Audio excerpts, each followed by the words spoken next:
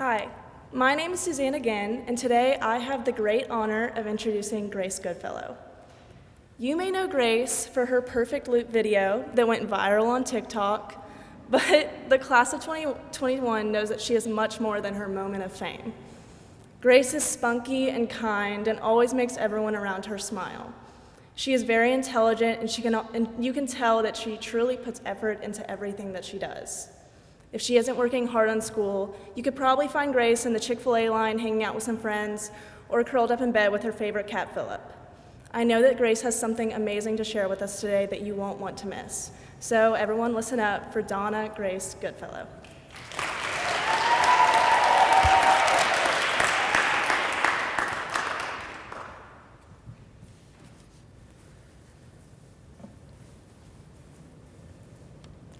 If you ever met my dad, you were a lucky person.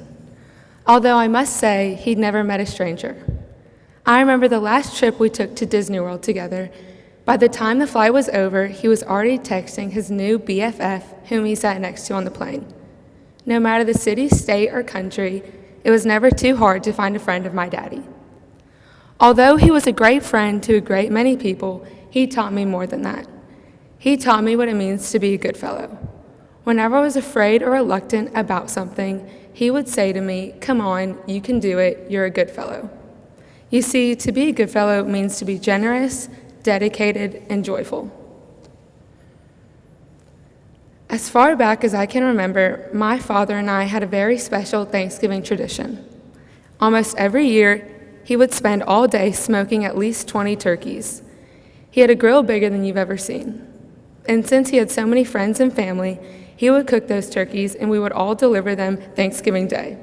He would start before the sun came up and we would help throughout the day. I remember the joy on people's faces when we would show up to deliver their turkeys. That level of generosity was wonderful to be a part of, and I really missed it this year. My daddy was the most dedicated person I knew, and he always said, "If you're going to do something, do it right."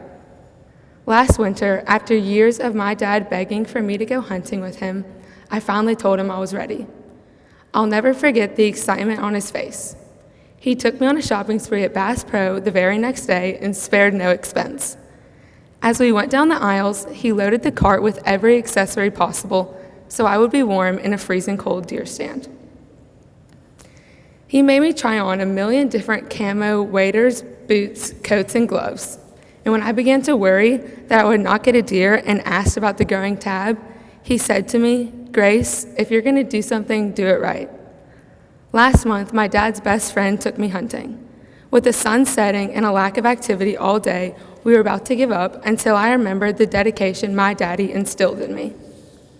All of a sudden, we saw movement in the trees and a huge 8-point walked out.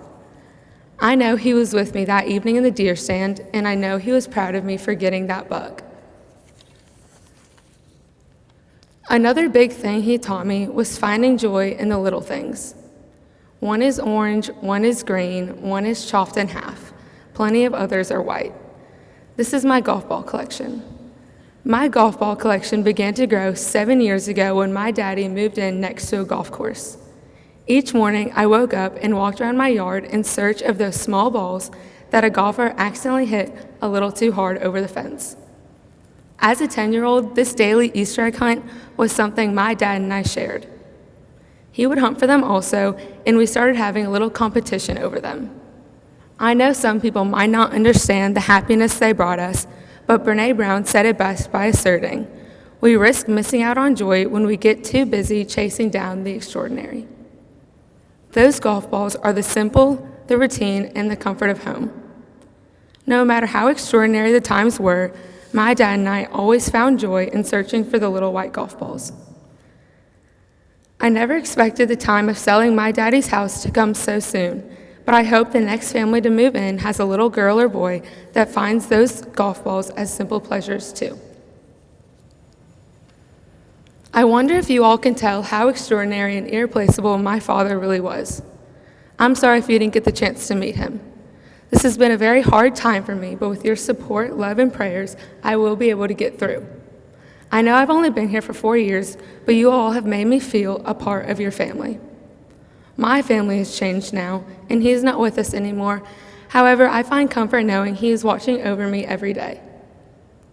Specifically on Wednesdays, when we had our weekly date nights. Not a Wednesday has passed where I have not missed those nights. My Wednesdays have always been and will always be dedicated to my daddy. I now go visit his grave every Wednesday and find comfort to catch up and sit with him. To my class of 2021, we were all facing many challenges. I hope my father's lessons of generosity, dedication, and joyfulness will help you as we travel down this road together. Even though we won't be together next year, I am comforted by you all and all the memories we have made. Thank you.